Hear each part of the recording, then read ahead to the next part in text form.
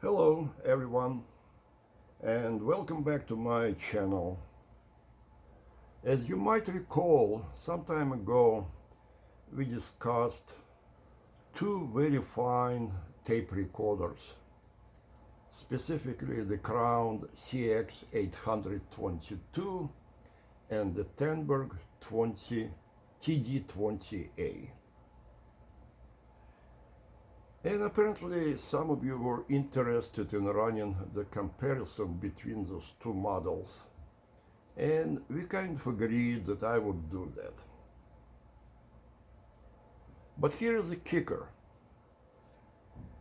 I've been thinking about it, and I was not feeling easy about running direct comparison. Because let me give you some simple analogy. You don't run the competition between Maria Callas and Renata Tibaldi. You just accept the fact they both are fine, greatest performers.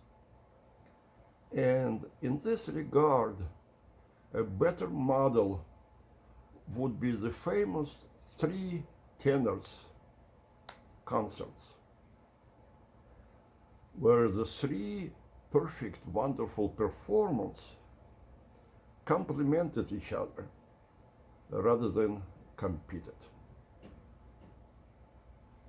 And therefore, this is the model I would like to adopt for this particular video. And therefore, I use the name Gala and not and or in the title. My intention is to introduce you two wonderful performers and discuss the strong and weak points of each one, and then play two different tracks. So no direct comparison in terms of sound would be possible, but this should still give you a very good idea of their capabilities. So with that in mind, let's try this format and see where it gets us. I don't know if you're gonna have enough time in this video to play music. If not, we'll do it in the follow-up part 2. Because there is quite a bit of what we need to talk about in terms of these two performers, features, problems, strong points, and whatnot.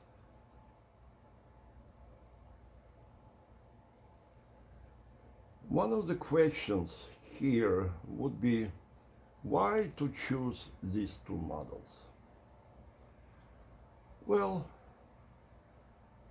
that's not necessarily the only possible choice, but in this case, I will give you some reasons for that. Number one, both of them exist in 15 inches per second, two-track format, which is what we're basically looking for if we would like to reproduce tapes, pre-recorded tapes, at best possible quality. Both of them come at reasonable, or I would say moderate cost, and are not very hard to find. And then the really important points here. Both machines reproduce very, very, very good sound. And in some respect, or I don't know, maybe in a major way, it is a result of their discrete and very clean and simple analog circuitry. If you look at many more modern machines, you will mostly see integrated circuits in their signal path, and therefore many of them leave a lot of the sound quality to be desired. And one more element. Both of these machines have a fairly compact form factor. What you see behind them, those are floor-standing professional models, which will not fit in your average home today. So these two models are much more manageable in that regard.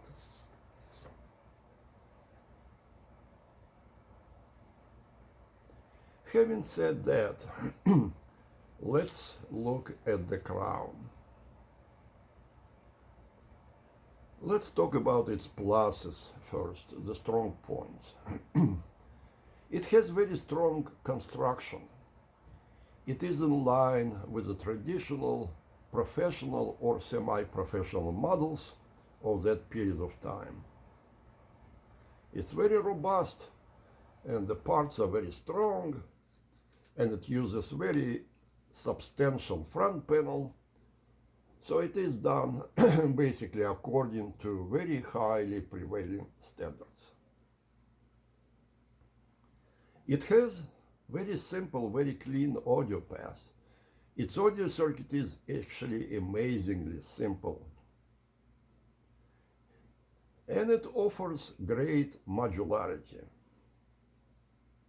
And that covers both the main modules, in this case the electronics module on the bottom, and the tape drive. Both of those could be reconfigured. For example, you can connect a different electronic module to the top section and get a very different machine. But even more importantly, the circuit boards inside are mostly small boards mounted on a motherboard, so there's a great deal of flexibility and ease of service and maintenance. This particular model also supports both RCA and XLR outputs. And we've done this comparison between those two outputs before, and some of you felt different ways about the sound quality.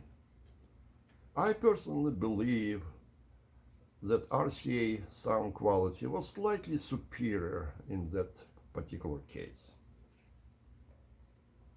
So that's what we're going to be using today, by the way.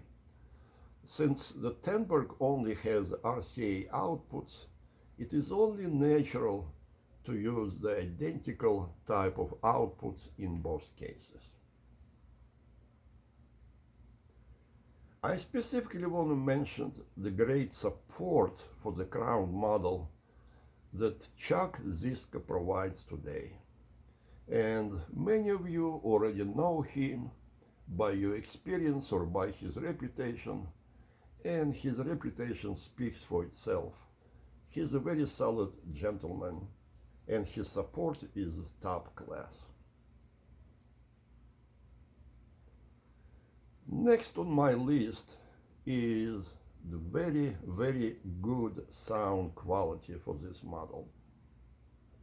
Yes, it is a moderately priced machine by today's standards, but in that category and well beyond that, it produces sound quality which is simply superb. It's very clean, very natural, effortless sound that really beats many higher priced machines, many professional machines. Another strong feature of this particular model is the ability to have both IC and NAB equalization. Admittedly, the machine, the way it comes from the factory, did not have it, but on your request, Chuck can put it in. And that provides a great degree of flexibility.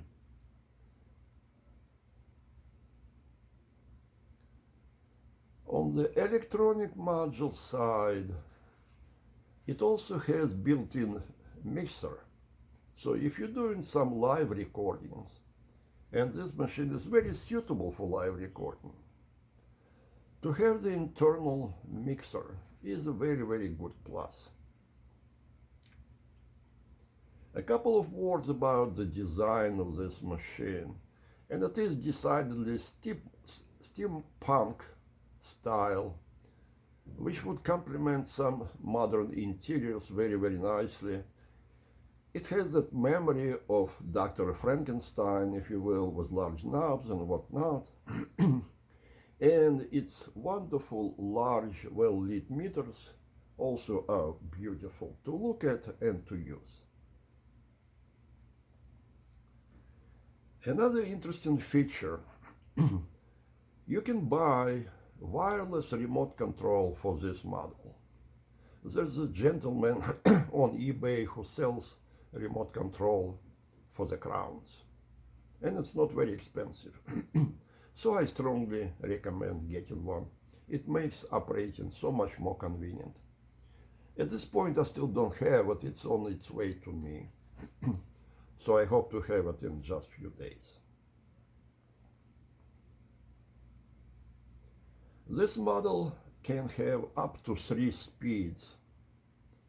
Admittedly, it's not very easy to change between the highest speed and the rest, but it is still available, which to me it is a very, very good plus as well. And on top of that, even though this is a very early model, it has logic control, so you can switch between fast forward or rewind and play without doing stop, which is a nice feature. And that controls actually works quite well.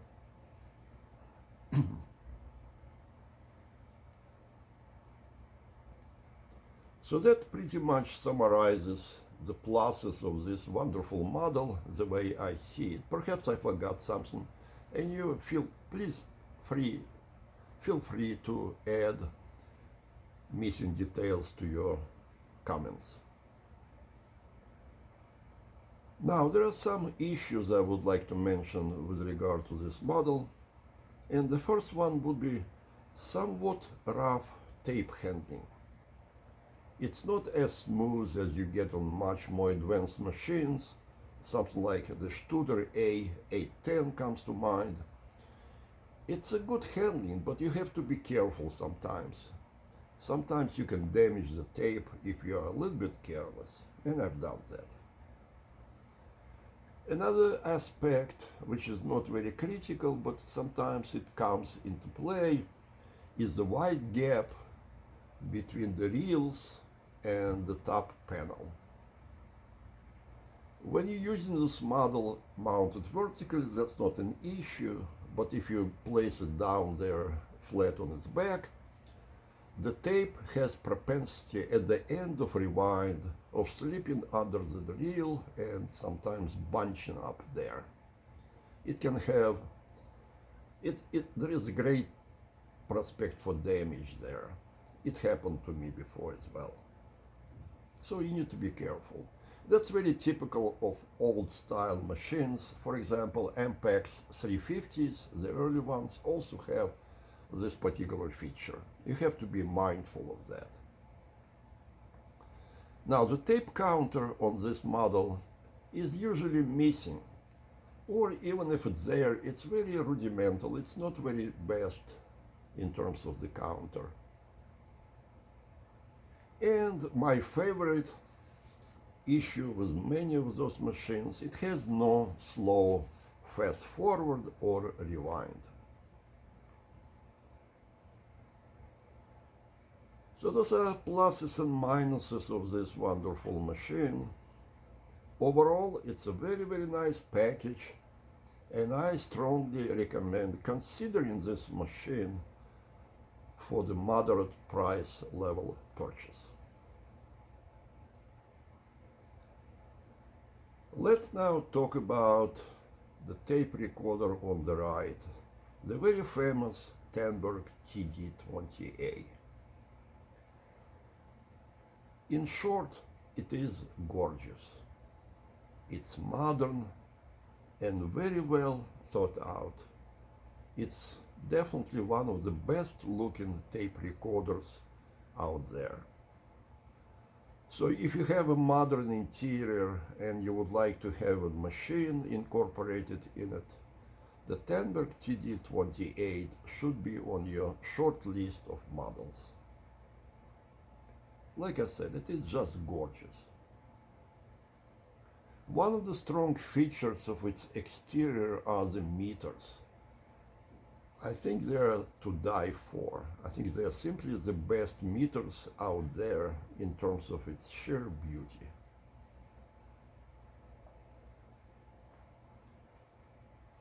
Among the strong points of this machine is very good tape handling. It's much more gentle on the tape than the Crown, for example. There's much less of damaging the tape. It's just more modern. What more can you say?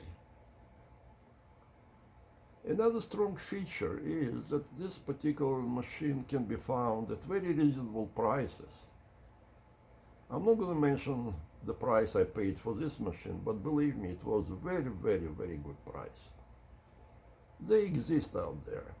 Don't be fooled by some asking prices on eBay. Those machines probably destined to forever sit there. If you do your search properly, I'm sure you will find a suitable machine at a reasonable price. That machine can have remote control, wireless remote control, and it comes in two shades. One is the original remote control, which is very pricey, but it exists. And also the aftermarket remote control from the same gentleman who does other models.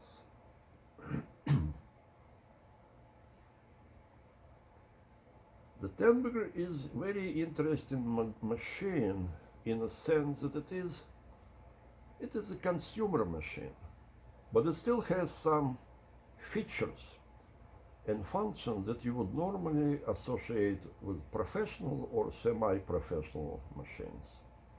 For example, the synchronization, which allows you to use left channel as a synchronizing channel for doing recording on the other channel, edit, and free reels. Those are functions you normally don't see on consumer machines. It also has a flutter roller, which is another professional machine feature, and a very, very good addition to the tape path. Although it's not in the usual position, but it's still there.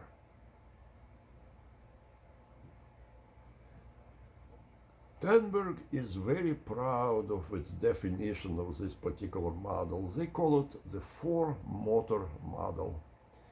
And it is true, it has 4 motors as opposed to the more standard 3 motors. And the 4th motor is given the job of operating the pinch roller. Where most machines would have the solenoid moving this pinch roller back and forth, in Tandberg it is done by a motorized drive. So it is quiet, soft, smooth. It's just generally a very good idea.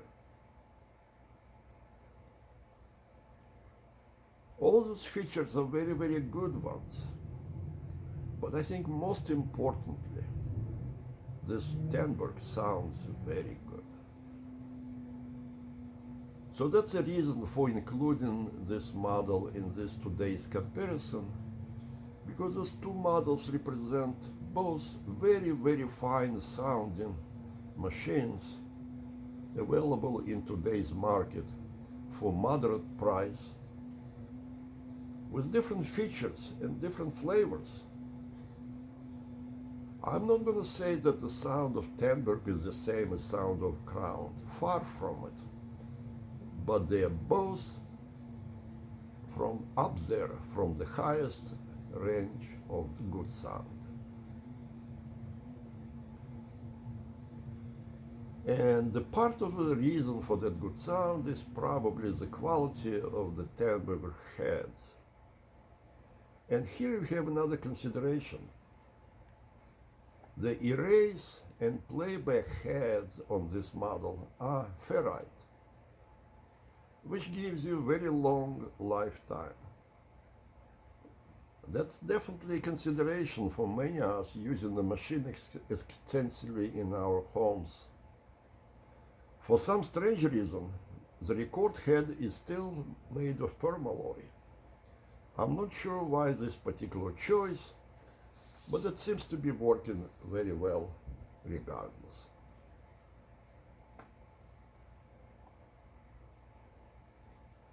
Now, Tandberg's issues, and there are quite a few of them as well. Tandberg looks like dynamite, but its internal construction is not very impressive, to say the least.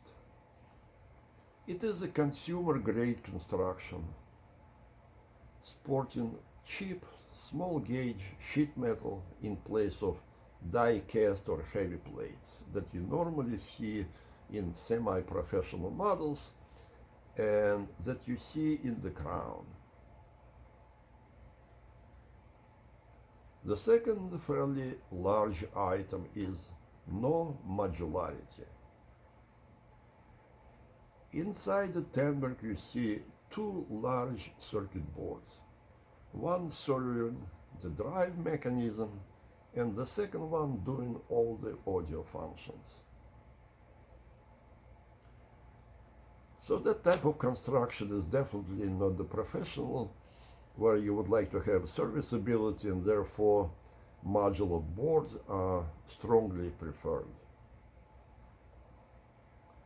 Another interesting feature, the drive electronics board is made of fiberglass. Okay, that's great. But the audio boards are made based on the paper material. And for the life of me, I cannot understand this particular choice. Just saving a few dollars on circuit board cost? I don't think that would be justifiable.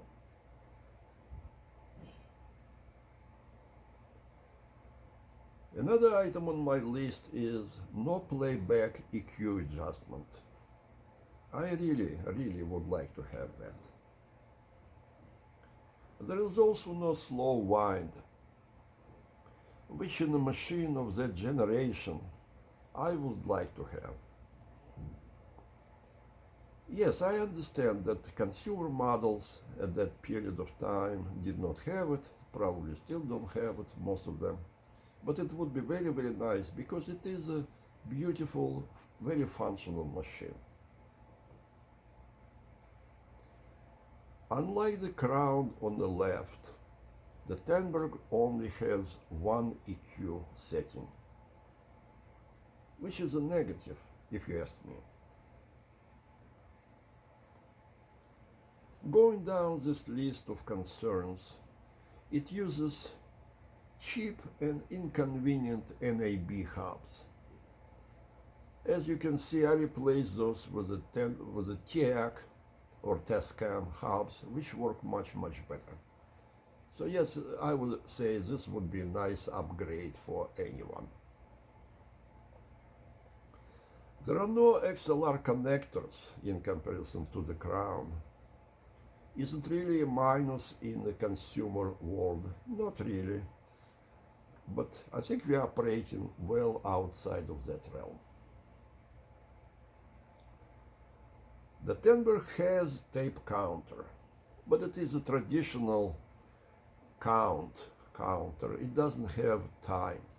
It doesn't show time in minutes or seconds. Yes, at this level of performance, you usually don't expect the time counter, but still, it would be nice because overall it's a very high class package.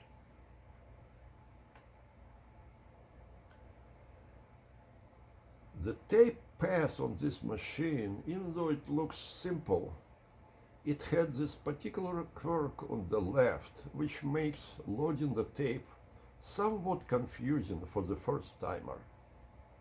So you can easily make mistake on the left, and that's gonna affect your sound and operation of the machine.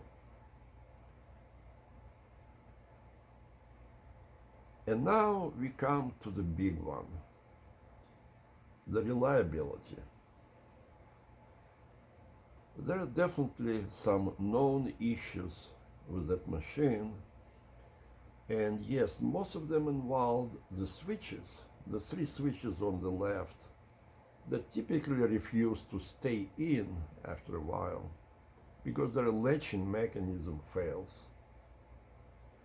And those switches, they sound trivial, but they're not so trivial to repair.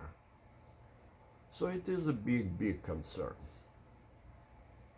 The power switch replacement is now available on eBay. It's not inexpensive, it's about $40 shipped, but at least it's available. The other two switches are not.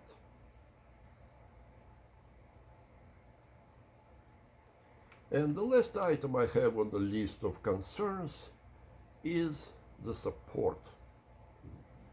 I'm not sure where you would go for support on Tandberg. There may be some specialists out there who could provide very good, very strong support.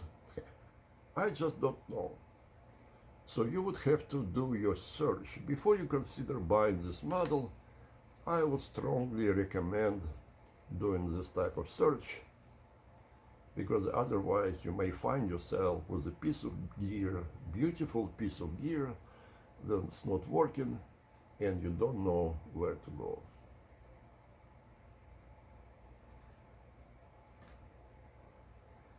So that's pretty much my rundown of strong and weak points of these two machines.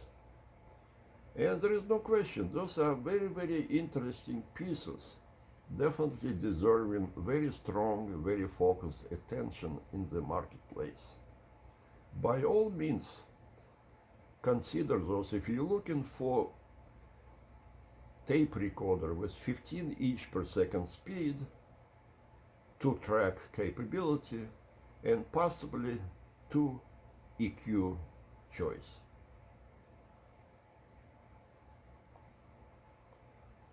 So with all that said, there is no room left for music.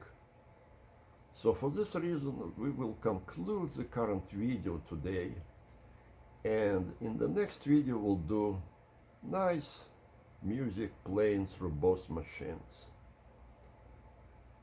So with that in mind, my best wishes to you during this holiday season. Please stay healthy, and the best wishes to all your family, all your loved ones, and hope to see you soon again. Bye-bye.